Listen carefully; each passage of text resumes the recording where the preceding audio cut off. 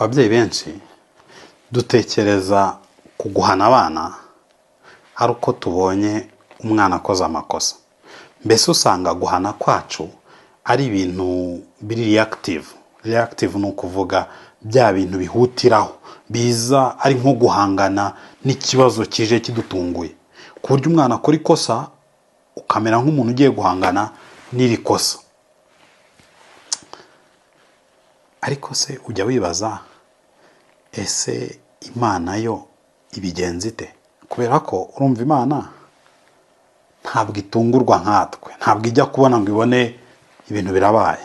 Yo ihagarara mu itangiriro ikavuga iherezo, ibintu byose bibizi bitaraba. Ese Imana izi ibintu bitaraba, ese ni iki ikora mbere y'uko uyu muntu akora amakosa? Muri iyi nyigisho turajya mu gitabo cy'itangiriro ibice 2, umurongo wa 15 na 17. Turebe ni gute Imana yateguye ibijyanye no guhana na mbere y'uko umuntu akora icyaha. Hari ibintu 3 Imana yakoze, nibyo turi butindeho. Hanyuma turebe n'icyo ibyo bintu 3 Imana yakoze byatwigisha nk'ababyeyi.